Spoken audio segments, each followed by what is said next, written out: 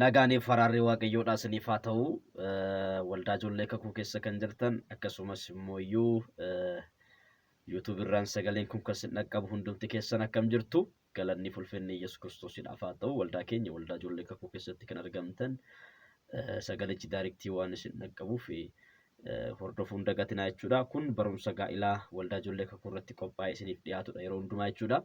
Galanni ulfinni Yesuus Kiristoosiidhaaf haa ta'u Yesuus inni guddaadha. Ameen ameen. Egaa barumsa kana kallattii baay'eedhaan laalaa jirra. Galanni ulfinni Yesuus Kiristoosiidhaaf haa ta'u Yesuus inni guddaadha. Ergaa koo har'aa keessatti immoo yoom fuunaa yoom heerumnaa yookaan immoo yoom fuudhuu qabna yoom heerumuu qabna. Yesuusiidhaaf galanni guddaan haa ta'u kutaa macaafa qulqulluu keessaa walii wajjin ilaalla jechuudha. Galanni ulfinni Yesuus Kiristoosiidhaaf haa ta'u. Yeroo kanatti yookaan immoo yeroo itti fuudhuu qabnuu fi yeroo itti heerumuu qabnu kanatti hin heerumnu yookaan hin fuunu yoo ta'e immoo miidhaa maaltu nurra ga'uu danda'a. Isa jedhus immoo walii wajjin in ilaalla jechuudha. Galanni ulfinni Yesuus Kiristoosiidhaaf haa ta'u. Egaa gaafii adda addaa kan qabdan karaa WhatsAppidhaan keessan naa barreessuu dandeessu jechuudha. Gooftaan baraaf jireenya keessan haa eebbisu. Gaafii keessa irra dhaabadhee immoo barumsa isinii qopheessuu hin danda'a. Yesuus Kiristoosiidhaaf galanni guddaan haa ta'u. Ameen ameen. Egaa macaafa qulqulluu keenya keessatti akkas jedha. Qorontos 7:36 irratti akkas jedha. Tokkoffaa Qorontos 7:36 irratti akkas jedha. Namni tokko fuudha ga'ee kaadhima isaa fuudhuu dhiisuun isaa akka waan ishee irratti daba hojjetetti yoo itti fakkaate garuu fuudhuun isaa hin oolu erga ta'ee akkuma dur jaalatetti haa fuudhu. Galanni ulfinni Yesuus Kiristoosiidhaaf haa ta'u. Ameen ameen. Akkas gochuu isaatiin cubbuu hin hojjetu jedha. Yesuusiidhaaf galanni guddaan haa ta'u. Gaafa kana godhu maal gochuu isaatiidha? Cubbuu hin hojjetu. Yesuus Kiristoosiidhaaf galanni guddaan haa ta'u. Ameen ameen. Egaa namni tokko fuudhuun isaa kan hin oolle yoo ta'e yookaan immoo yeroo fuudha isaa ga'ee jira yoo ta'e fuudhuu qaba. Kaadhima qaba yoo ta'e kaadhima isaa sana fuudhuu qaba. Kaadhima isaa sana dhiisuu hin qabu. Erga kaadhimatee fuudhuu qaba. Galanni ulfinni Yesuus Kiristoosiidhaaf haa ta'u. Yesuus inni guddaadha. Egaa yeroo kana keessatti yeroo kaadhimummaa kana keessatti namni kaadhima isaa kana fuudhuu hin barbaanne yookaan dhiisuu namni barbaadu yoo jiraate immoo osoo ishee bira hin ga'iin. Kana jechuun durbummaa isheedhaa osoo hin fudhatiin badheetti dhiisuu qaba jechuudha. Galanni ulfinni Yesuus Kiristoosiidhaaf haa ta'u. Ameen. Kaadhima jechuun gaa'ila jechuu miti. Kanaan dura waa'ee kaadhimummaa irratti wanta baay'ee dubbadheen jira. Ammas irra deebi'ee ta'uu waan tokko isiniin jechuun barbaada. Kaadhima jechuun gaa'ila jechuu miti. Kaadhima jechuun yeroo wal ilaaluu jechuudha. Namoonni lamaan waliin fuulduratti jireenya godhachuu barbaadan tokko yeroo itti wal ilaalan yeroo kaadhimummaa jechuun yeroo wal ilaaluuti. Yeroo wal ilaaluuti yeroo waldaatti beeksisuuti yeroo maatiitti beeksisuuti. Yeroo wal ilaaluu kana keessatti walitti dabalachuun hin danda'amu isiniin jedheera. Wanta akka maallaqaa, wanta walitti isinidhu, wanta akka wal qunnamtii saalaa kanarraa hundumarraayyuu baqachuutu isinirraa jira jechuudha. Maaliif gaa'ila miti kaa?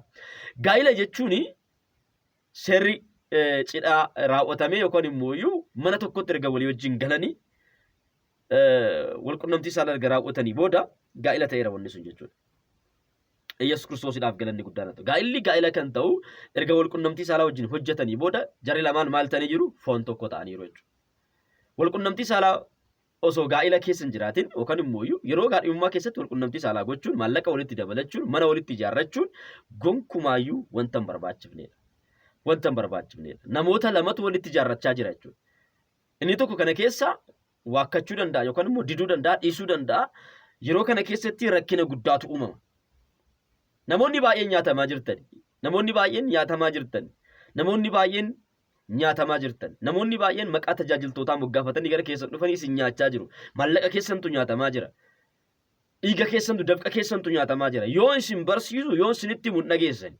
Yesuusiidhaaf galanni guddaan haa ta'u. Amma waa'ee isaa dubbachaa hin jiru waan ta'eef yoom fuunaa fi yoom heerumnaa yeroo itti heerumuu qabnuu fi yeroo itti fuudhuu qabnu kan walii wajjin ilaalludha jechuudha. Umuriin isaa yookaan kan isheedhaa fuudhaaf yookaan heerumaaf yeroo ga'e hin fuudhaa hin heeruma.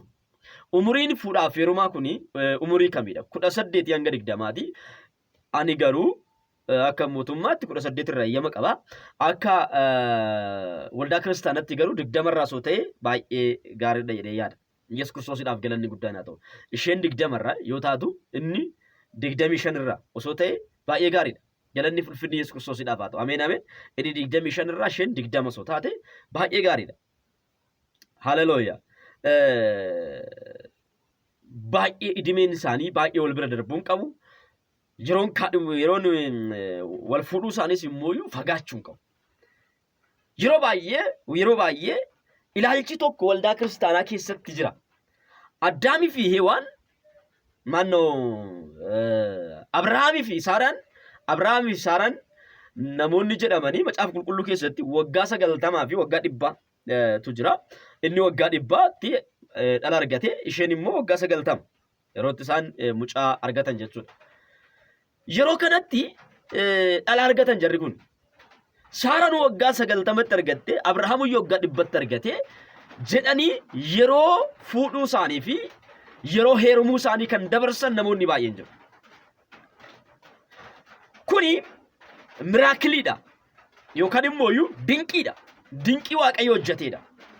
Waaqayyo gadaamessa cufuus banuus kan danda'u, yeroo barbaadetti dhala kennuufi kan danda'u waan ta'eef Abrahaamii fi Saaraadhaaf Waaqayyo kenneera. Yesuus Kiristoosiidhaaf galanni guddaan haa ta'u. Inni kun dinqii Waaqayyo hojjeteedha. Dinqiin Waaqayyo hojjete kanammoo akka doktiriinitti fudhachuun gonkumaa wanta hin barbaachifnedha. Isheen 90tti dhala argattee nu 100tti argate jennee yeroo fuudhaaf heeruma keenya dabarsuun qabu. Dubartiin takka waggaa 45 booda pireediin ishiidhaa hin dhaabata. Yookaan immoo wanti dubartiitti dhufu suni maal ta'a? Hin dhaabata jechuudha. Hin dhaabata. Erga dhaabatee sana booda dhala godhachuu hin dandeessu jechuudha. Dhala godhachuu hin dandeessu. Amma yeroo kana keessatti kan nuti ilaallu yeroo fuudhuu isaanii fi yeroo heerumuu isaanii namoonni baay'een hin dabarsu. Inni kun dhiibbaa guddaa akka qabu beekaa. Yesuusiidhaaf galanni guddaan haa ta'u. Dhiibbaa guddaa qaba. Yeroon itti fuudhuu qabdu waggaa 20 ta'ee osoo jiru waggaa 15 muluu maal goota? Waggaa 35tti kan fuudha deemtu.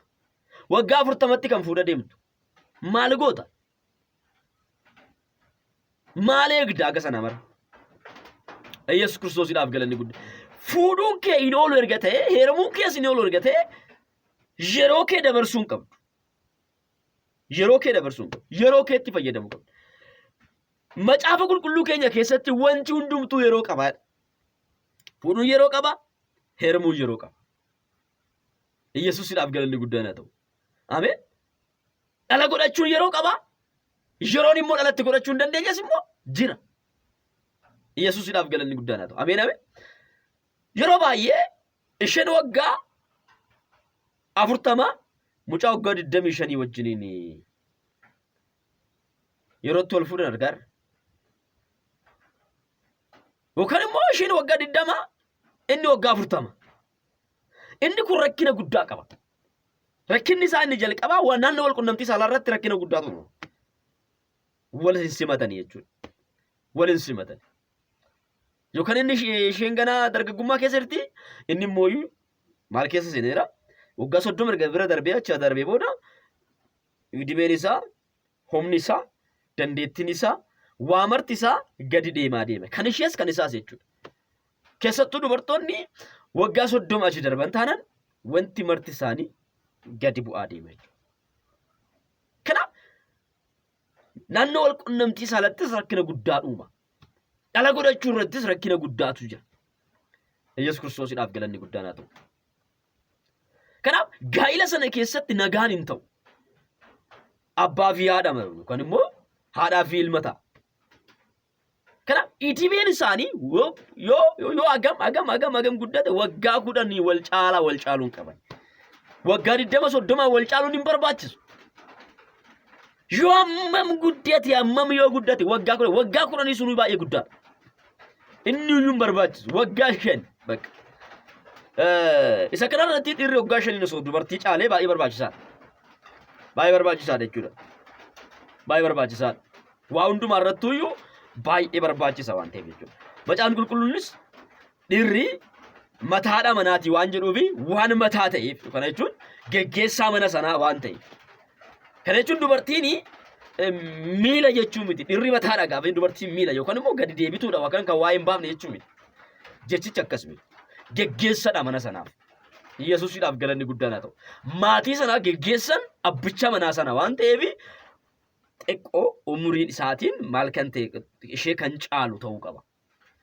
Waggaa 5 ani akka kootti kanan sin barsiisu waggaa 5 caala abbaan manaa keessan isinii caale. Waggaa 5 gadi immoo haati manaa keessan isinii gadi hin ta'in. Yookaan immoo waggaa 5 ol haati manaa keessan isinii caale. Barbaachisaa miti. Rakkina guddaatu uumama. Yeroo baay'ee gaa'illi kan inni hiikkatu gaa'illi balaa kan uumu naannoo wal qunnamtii saalaa irratti jechuudha. Achirratti rakkina guddaatu uumama. Al tokko maaltu nu mudate galalli fulfinni Yesuus Kiristoosiidhaaf haa ta'u. Maatii tokkotu jira. Maatiin kuni baay'ee kan wal caalanidha. Isheen daa'ima inni umuriidhaan deemeera. Waliin gaa'ila jaarratanii jiru.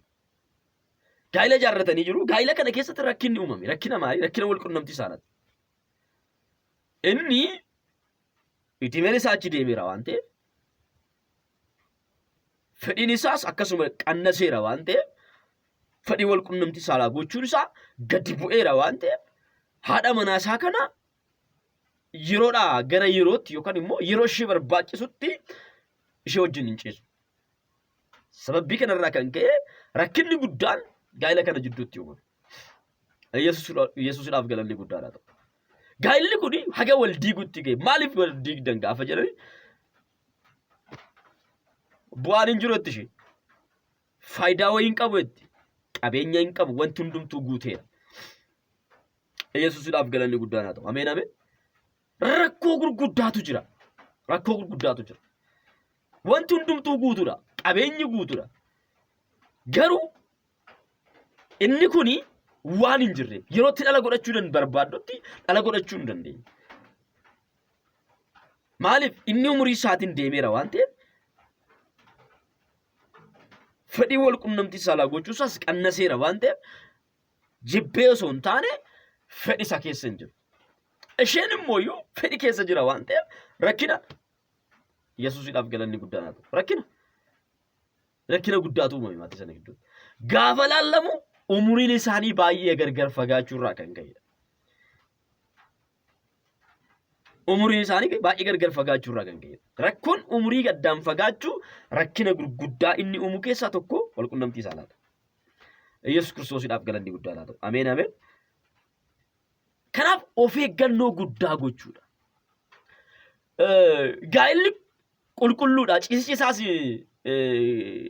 gaariidha. Yesuusiidhaaf galanni guddaan haa ta'u. Xuraa'aa miti. Gaa'illi gaariidha. Ciisichi isaas immoo qulqulluudha. Waliin ciisuun suni maalidha? Qulqulluudha jedhe Waaqayyo. Qulqulluudha. Waliin ciisuu sana jidduutti maaltu uumama? Sanyiitu uumama. Sanyii Waaqayyo jaalatutu uumama. Sanyii Waaqayyo barbaadutu uumama. Dubartiin takka dhiira tokko bira osoo hin ga'in dhala godhachuu hin dandeessu. Dhiirri tokkos dubartii takka bira osoo hin ga'in dhala godhachuu hin danda'u. Yesuusiidhaaf galanni guddaan haa ta'u. Ameen ameen. Kanaaf wal qunnamtiin saalaa tokko gaa'ila sana kan walitti hidhuu fi tokkummaa gaa'ila jidduutti kan ijaarudha. Yesuusiidhaaf galanni guddaan haa ta'u. Tokkummaa gaa'ila jidduutti ni ijaara. Gaa'ila sanas kan walitti hidhudha. Inni biraa maaltu jira?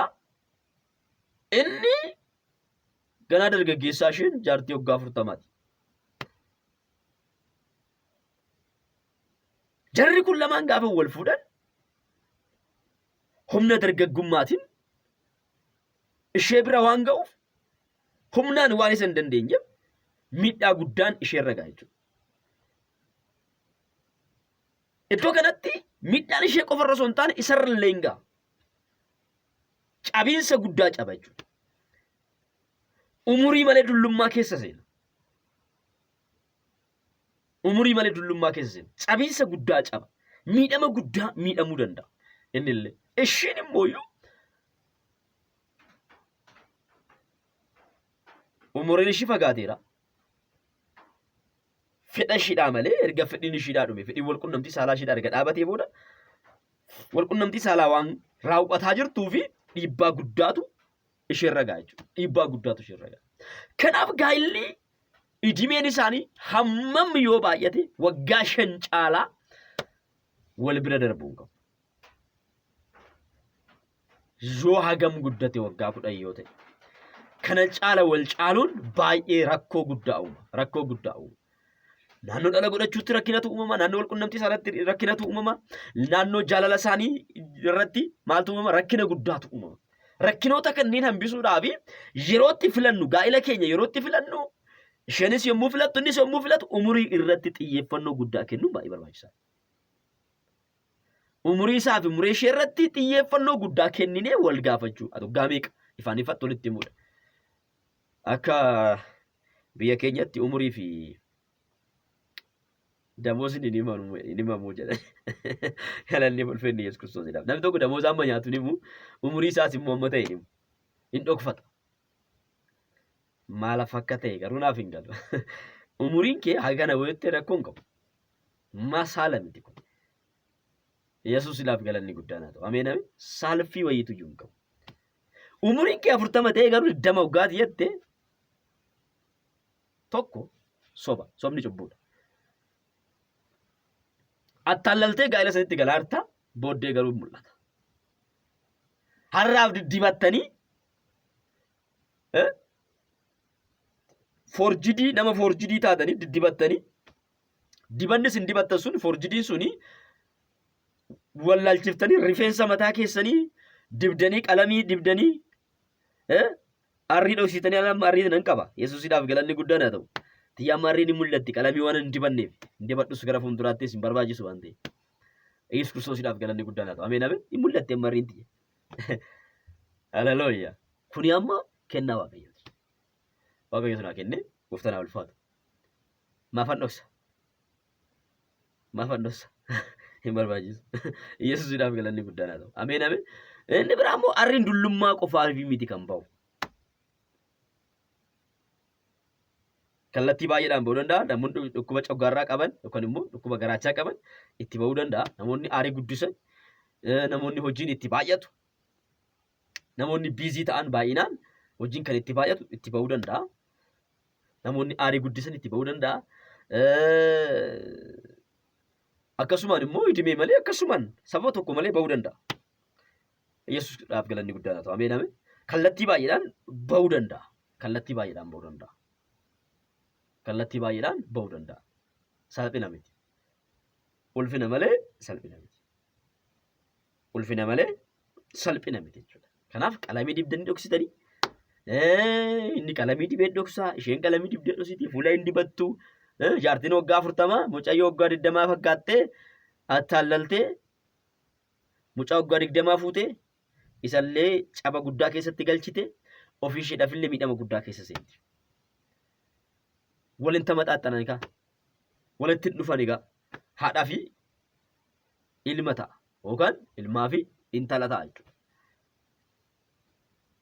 Hin barbaachisu wanti akkasii jechuudha. Kanaaf xiyyeeffannoo guddaa kennuun baay'ee barbaachisaadha. Filannoo gaa'ilaa keessatti wanti nuti irratti xiyyeeffannoo kenninu keessaa inni tokko umuriidha. Umuriidha. Yeroo baay'ee namoonni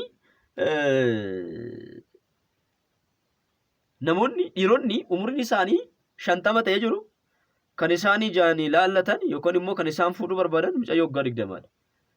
Akkamitti? Kuni sirrii miti. Intala keedha malee haadha manaasii ta'uu hin dandeessu. Akkasumas dubartiin tokko jiran. Baay'inaan dubartoota biratti kun yoo mul'achuu baate dubartiin tokko immoo jiru. Umurii isaanii 45 ta'e yookaan 35 ta'e osuma jiru mucaa dargaggeessa waggaa 18 yommuu isaan hawwan argaa jirra. Kun immoo sirrii miti. Dogongora guddaadha jechuudha. Dogongora guddaadha. Maaliif dogongora kana hambisuudhaaf barsiisuun baay'ee barbaachisaadha. waan dhugaa ta'e waan sirrii ta'e tokko dhaloota ofii qabachiisuun baay'ee barbaachisaadha. Yeroo kanatti yerootti dhaloonni keenya wanta hundumaa namoonni keenya namoota hundumaa nyaatamaa jiran kanatti liqimfamaa jiran kanatti barumsi akka kanaa kuni barbaachisaadha. Barbaachisaadha. Yesuusudhaaf galanni guddaan haa ta'u. Ameen ameen. Haleluuya. Yoom fuuna isa jedhuufi yoon immoo gisee kan fuuna isa jedhuufi umuriin keenya fudhichaaf yeroo gahe. Yesuusudhaaf galanni guddaan haa ta'u. Umuriin keenya fudhichaaf osoo hin gahin immoo waggaa 15 taatee osoo jirtu heeruma barbaadu jechuun sun immoo inni illee caba guddaa keessa galuudha. Miidhama guddaa keessa galuudha. Idimee likkii kee miidhamta.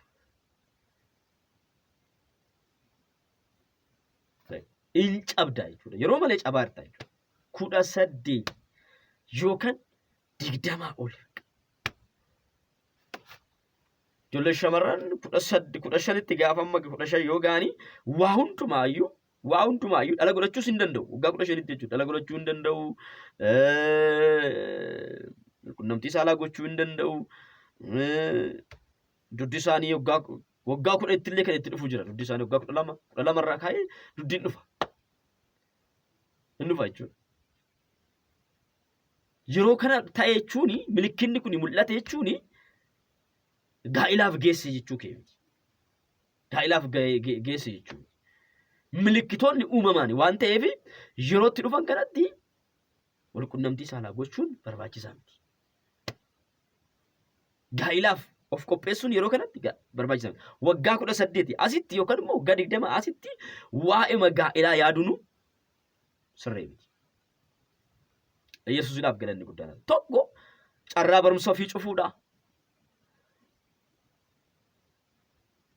Idimee ofii keessatti maal cabiinsa guddaa ofirratti fiduudha. Cabiinsa guddaa ofirratti fiduudha jechuudha. Kanaaf yeroo fuudhaaf geenye fi yeroo heerumaaf geenye sanatti fuudhuu fi heerumuu qabna. Yeroon keenya garuu darbuu hin qabu. Inni bira erga wal fuudhanii booda mala ittisa dahaa fudhachuudha. Rakkinni guddaan mala ittisa dahaa fudhachuudha. Malli ittisa dahaa mootummaadhas kan deeggaramedha. Haa ta'u garuu dhiibbaa gurguddaa akka inni qabu har'a isinitti himuun barbaada. Yesuusudhaaf galanni guddaan haa ta'u. Dhiibbaa gurguddaa qaba.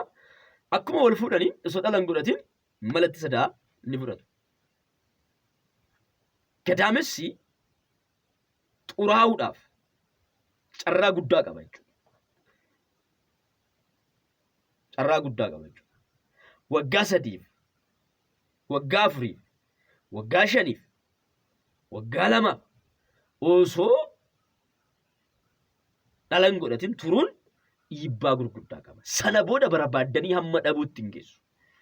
Yesuusudhaaf galanni guddaan. Kan ammoo Waaqayyo sun irratti cufe osoo hin taane ofii irratti cuftan. Ofii irratti cuftan. Kaayyoon gaa'illi barbaachiseef dhala godhachuudhaaf inni tokkoffaan. Dhala godhachuu diddanii cuftanii fedha foon keessanii bichaa kan baatan yoo ta'e tokkoffaa karoora Waaqayyoo maal gootaniiru? Diigdaniiru.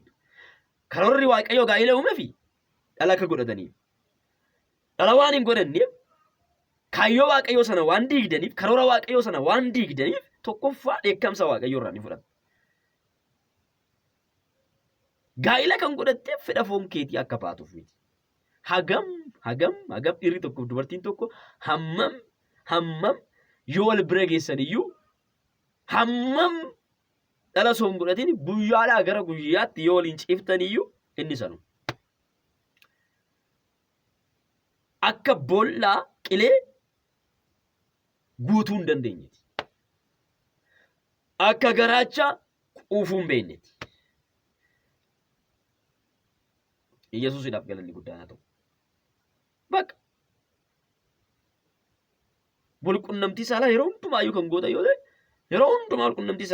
yoo ta'e bu'aan isin lafarratti hin finne yoo hin jiraanne faayidaa wayyuu hin qabu. Foon kee gammachiisuu bichaan faayidaa wayyu. Foon kee akka itti gammaduuf biti kaayyoon gaa'ilaa hangafti. Foon keetiin itti gammaduuf biti. Walqunnamtii saalaa qofaaf miti gaa'illi. Dhala godhachuudhaaf. Waaqayyo wanti inni gaa'ila uumeef dhalli achitti haa oomishamu. Namni achitti haa oomishamu. Madda oomisha namaati jedhee kanaan dura barsiiseera. Gaa'illi maalidhaa? Madda oomisha namaati jedhee barsiiseera. Iddoo argama namaati jedhee barsiiseera. Warshaa mootummaa Waaqayyooti jedhee barsiiseera. Yesuus Kiristoosiidhaaf galanni guddaadha. Warshaa kana yookaan immoo madda oomisha Waaqayyoo qopheesse kana cufuu jechuun Waaqayyoo walitti bu'uudha. Waaqayyoo wajjin wal dhabuudha. Cubbuu hojjechuudha. Yesuusiidhaaf galanni guddaadhaa ta'u. Dhala godhachuun dargaggummaatti akka ta'e yookaan ijoollummaatti akka ta'e akkuma walitti dhufaniin dhala godhachuun akka barbaachisu barumsa darbe keessatti xiyya mana guuttadhaa mata duree jedhuun xiyya keessan mana guuttadhaa mata duree jedhuun barumsa darbe keessatti dubbadheen jira. Yesuus Kiristoosiidhaaf galanni guddaan amma dafaatii xiyya kee kana mana guuttadhaa mata duree jedhuun. Dargaggummaatti yookaan ijoollummaatti dhala godhachuun akka nama akka xiyya harka jagnaa keessa jiruutu jedhama caala. Xiyya harka jagnaa keessa jiru. Yesuusiidhaaf galanni guddaan haa ta'u. Warri xiyya kana mana guuttatan haa gammadanii jedhama caala qulqulluun. Warri dhala manaa qaban, warri daanii manaa qaban haa gammadanii. Kana mala ittisa dahaa fudhachuun hamma maseenummaatti isin geessa. Hamma dhala dhabuutti isin geessa. Takka dahanii sana booda cufuun namoonni baay'een. Lammaffaa yommuu isaan taan guddifatanii lammaffaa barbaadaniitti gadaamessi xuraa'eera waan ta'eef Yesuusiidhaaf galanni guddaan haa ta'u. Dhiibbaa guddaa akka inni qabu kana doktoroonni waa'ee kanaa sirriitti barsiisuu hin danda'u. Yesuusiidhaaf galanni guddaan haa ta'u. Ameen ameen. Waa'ee kanaa sirriitti barsiisuu danda'u. Yoo Waaqayyo na gargaaree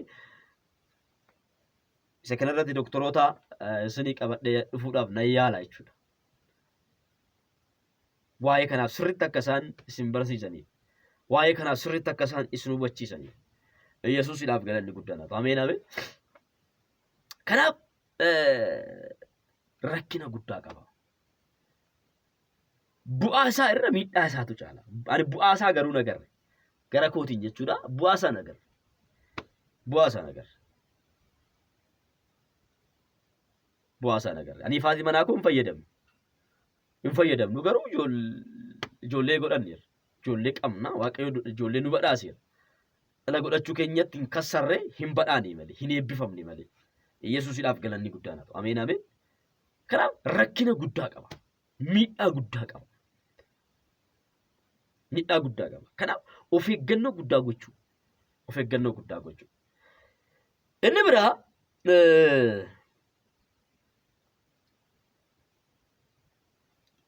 gaa'ila keessatti rakkinni uumamu fedhii walii eeguu dhabuudha. Rakkinni uumamu jechuudha. Yommuu idimeen isaanii kan gargar fagoo jiru ta'ee fedhii walii eeguu irratti rakkisaa.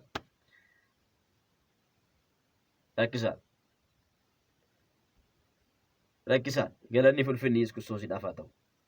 Idimeen ishiidhaa achi fagaatee jira yoo ta'e torbaanitti al takka abbaa manaa ishee wajjin cisuu dandeessi. Sana booda dadhabuu dandeessi. Idimeen ishii deemee waan jiru. Sana booda yeroodhaa gara yerootti yookiin immoo guyyaadhaan guyyaatti abbaa manaa ishee wajjin ciisuu hin dandeessu. Idimeen ishii deemeera waan ta'eef. Akkasuma innis idimeen isaa kan deeme yoo ta'e yeroodhaa gara yerootti ishee wajjin hin ciisuu hin danda'u. Yoo waliin ciise iyyuu gammachiisuu hin danda'u. Umuriidhaan gargar fagoo jiraatan gammachiisuu hin danda'u jechuudha. Isheen isatti hin gammaddu, inni isheetti hin gammadu. Kanaaf jidduu isaaniitti maaltu uumama? Rakkina guddaatu uumama. Walii kuutu uumama jechuudha. Kanaaf fedhii walii eeguu hin danda'an. Umurii isaanii qixa yoo ta'e garuu kana jechuun 5 fi hanga 10 jidduu ani irra guddaan kan isinitti 5 ta'u. 5 kan wal caala yoo ta'e fedhii walii eeguu irratti hin danda'u. Yeroo inni barbaadutti yookaan yeroo isheen barbaadutti wal bira ga'uu danda'u. Maaliif jara lamaan jidduutti hammi barbaadensa fedhii isaanii walirraa fagoo hin jiru waan ta'eef. walirraa fagoo hin jiru waan ta'eef. Yesuusidhaaf galanni guddaan hafa. Ameen ameen. Kanaaf sirriitti of eeggannoo guddaa akka isin gootan. Namoonni gara gaa'ilaatti hin seenne warra seenan jechaa hin jiru. Warri seentan immoo amma booda wanti gootan hin jiru. Erga seentanii booda ta'ee ta'uu baatee si gammachiise si gammachiisuu baatee yookaan immoo si gammachiiftee si gammachiisuu baattee erga gaa'ila keessa seente diiguun hin danda'amu. Osoo ittiin seenin dura wanta hojjetamuu qabu hundumaayyuu hojjechuudha. Inni biraa maaltu jira? Yeroo kaadhimummaa keessatti qammasanii wal ilaalu. Qammasanii wal ilaalu. Kana jechuun maal jechuudha? Waliin ciisanii ka'anii wal ilaalu. Har'a ishee takka wajjin ciistee ishiin yoo ta'uu baatte borus kan biraa wajjin ciista. Yookaan har'a isa tokko wajjin ciistee inni yoo ta'uu baatte borus kan biraa wajjin ciista. Maal gochaa jirta? Gaafa kana sagaagalaa jirta jechuudha. Sagaagalaa jirta jechuudha. Kallattii kanaanii gaafiin baay'innaaf dhiyaateera. Gaafii dhiyaate keessatti maaltu jira? Abbaan manaa kun yommuu na waliin ciisu na gammachiisuu hin danda'u. Inni guddaan maalidha? Iddoo kanatti rakkinni jiru maalidha? Tokko rakkinni ishee bira jiraachuu danda'a, lammata isa bira jiraachuu danda'a. Rakkinni kun immoo furamuu kan danda'udha. Furamuu danda'a. Yesuusidhaaf galanni guddaan. Rakkina furamuu danda'udha. San amma karaa keessatti sirriitti isinitti himuu danda'a. Akkaataa itti furamuu danda'u, akkaataa itti hiikamuu danda'u. Ni furama. Ni furama.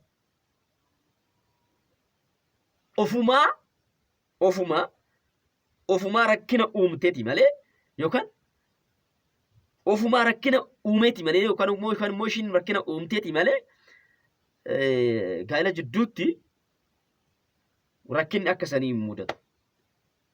Wal fudhachuu dhabuun yommuu waliin ciisan wal fudhachuu dhabuun wanta akkasii hin jiru. Yesuusidhaaf galanni guddaan haa ta'u. Dhiirri kamuu dubartii tokko gammachiisuu hin danda'a. Dubartiin kamuu dhiira tokko gammachiisuu hin dandeessi. Iddoo kanatti akka waan dhiirri wal caalu yookaan immoo akka waan dubartii wal caalutti kaasanii kan haasa'an namoonni baay'een jiru. Kun dogongora guddaadha. Tokko waliin caalan. Inni guddaan maalidha? Wal eeguu dhabuutu rakkina guddaa uuma.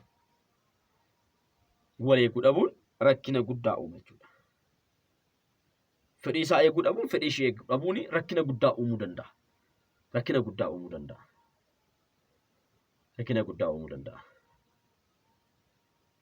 Yoo wal dhaggeeffatan, yoo waliif galan, yoo waliin mari'atan rakkinni gaa'ela jidduutti hin furamne kamuyyuu hin jiru. Rakkina walqunnamtii saalaa ta'e, rakkina jireenyaa ta'e, rakkina jaalalaa ta'e kamuyyuu haa ta'u rakkinni gaa'ela jidduutti furamuu hin dandeenye hin jiru. Waliin mari'annaan waliin mari'achuu dhabuu isaaniiti.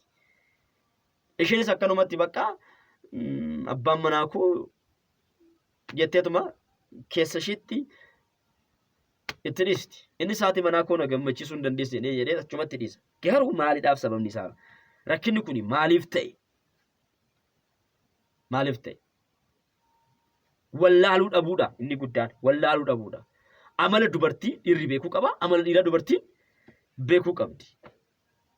Barumsa gaa'ilaa keessatti isa kana yeroo itti aanu keessatti qabadhee nan dhufa.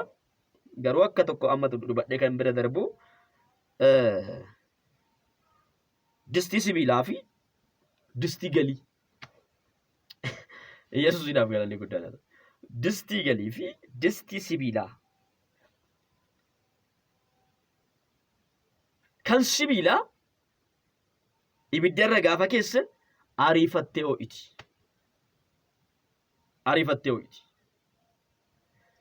Kan galii garuu daftee ho'itu. Ibidda gaafatti. Yesuusidhaaf galanni guddaan haa ta'u. Ibidda gaafatti.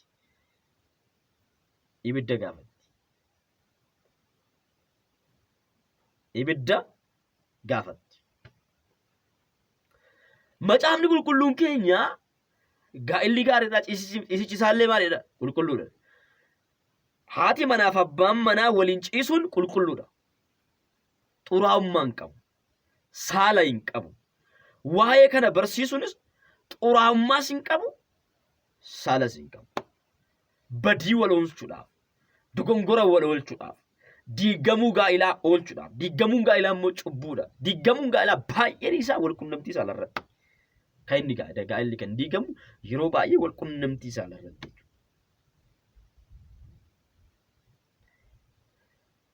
Fakkeenyaaf dhiirri distii sibiilaadha. Dafee ho'a. Dafees immoo qabbanaa. Dubartiin garuu distii gadiiti. Daftee ho'itu, daftees hin qabbanooftu. Amala walii beekuudha. Amala kana beektee taanaan abbaa manaa keedhaaf bakka guddaa laatta, haadha manaa keedhaafis bakka guddaa laatta. Yesuusidhaaf galanni guddaa laata. Kana duraan dursitanii beekuu qabu. Waa'ee kana irratti bal'inaan barumsa qabadhee isinifan dhiyaata. Waan guddaa barachuu dandeessu, waan guddaa hubachuu dandeessu, waan guddaa irraa argachuu dandeessu. Warri wal fuudhan illee isa kana irratti waan baay'ee baratu. Amma waa'ee warra wal fuudhanii irratti dubbachaa kanan jiruu fi yeroo kamitti fuutu, yeroo kamitti heerumtu, umuriin keessan heerumaaf yommuu ga'e, umuriin keessan fuudhaaf yeroo ga'e, yeroo sanatti fuudhuu fi heerumuutu isinirraa jira. Yeroo keessan adaraa keessan hin dabarsinaa. Erga yeroon keessan darbee ganaa gaa'ila barbaada deemte.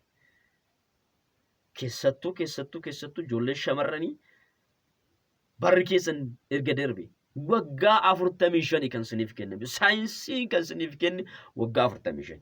Saayinsii bichaa miti. Saayinsiin qoratee kan argate Waaqayyo gadaamessa Waaqayyo hamma inni dhala godhachuu danda'u Waaqayyo waan annoo jedhee. Miraakilii Waaqayyootiin garuu san bira darbite jaarsi waggaa 90, jaartiin waggaa 90 dhala godhatteerti. Yesuusidhaaf galanni guddaadha. Suni miraakiliidha. Doktoriinii goonee fudhachuu hin dandeenyu. Akka Waaqayyo bakka hamma bakka bara dullummaa keessattis Waaqayyo kennuu danda'a jennee lallabuudhaaf yookaan immoo barumsa kennuun hin barbaachisu kun asirratti jechuudha. Maaliif Waaqayyo dubartiin tokko waggaa 40 hanga waggaa 45tti dhala godhachuu akka dandeessu Waaqayyo gadaamessa sana annoo godhe. Saayinsiin illee gaafa qoratu keessumaa Waaqayyo daangaa itti godhe sanarra ga'ee dhaabate jechuudha. Sana booda dhala akka isheen godhachuu hin dandeenye qorannoodhaan bira ga'e. Kan ammoo qorattoonni saayinsoonni kunniin immoo kan isaan itti qoratanii argachuu danda'an isaanis immoo eessarraa macaafichumarraa ka'anii. Yaaduma Waaqayyo irraa ka'aniiti. Waan hin jirre waan haaraa wayii nutti hin finne jechuudha. Yesuusidhaaf galanni guddaan haa ta'u. Ameen ameen. Waan haaraa wayii nutti hin finne, waan hin jirre wayii nutti hin finne. Dhalli namaa dubartiin tokko haga kamitti dhala godhachuu dandeessi kan jedhu saayinsiin qoratee argateera. Waggaa 45. Waggaa 45 ol dubartii tokko dhala godhatti jedhanii eeguun waan hin taanedha. Osuma godhattee iyyuu da'uu iyyuu hin dandeessu. Baay'ee rakkisaadha. Maaliif? Gudeenni isheedhaa marti walitti cufamaa. Rakkina gurguddaadha bakka. Wanta baay'ee manni marti dhaabata bakka. Hundumtuyyuu hin dhaabata. Fedhiin hin dhaabata. Maaloon hin dhaabata. Marti isaa hin dhaabata. Akka yeroo dargaggummaa sana miti. Yeroo qaba wanti martuu. Kanaaf macaan qulqulluu wanti hundumtuu maal qabadha? Yeroo qaba. Fuudhuun yeroo qaba. Heerumuunis yeroo qaba. Kanaaf yeroo keessanitti akka fayyadamtan irraa keessa. Maalitti fayyadamaa isiniin jechaadha? Yeroo keessanitti fayyadamaa. Yeroo keessan hin dabarsinaa. Yeroo keessanitti fuudhaa, yeroo keessanitti heerumaa. Gooftaadhaaf galanni guddaan haa ta'u. Ameen. Haleluuyaa. Waaqayyo maqaan isaa kan ulfaate haa ta'u. Caba, badiinsa, miidhama booddee nutti dhufu jalaa ooluudhaaf har'a maal gochuu qabna? Dubbii isaatiin wal barsiisuu qabna. Wal gorfachuu qabna. Har'a miidiyaa wanta baay'ee ijoollee keenya barsiisaa oola.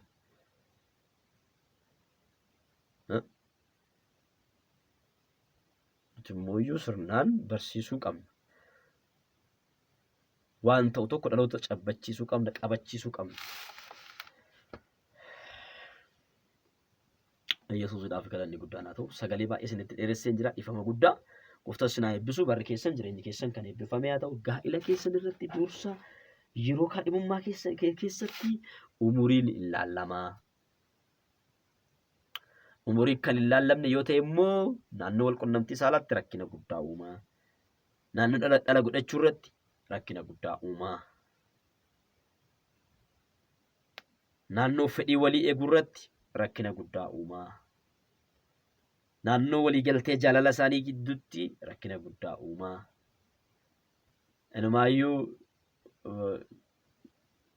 dullatti jechuu ni danda'a inni yookaan immoo dullacha jechuu ni dandeessi isheen. Kana jaarsa wajjin jette. Erga wajjin galtee booda arrabsuun hin barbaachisu. Ergatti seentee booda arrabsuun hin barbaachisu. Kun faayidaa hin qabu. Jalqaba wanti hojjetamuu qabu. Duraan dursitanii hojjechuu qabu. Yesuusidhaaf galanni guddaan haa ta'u. Ameen ameen.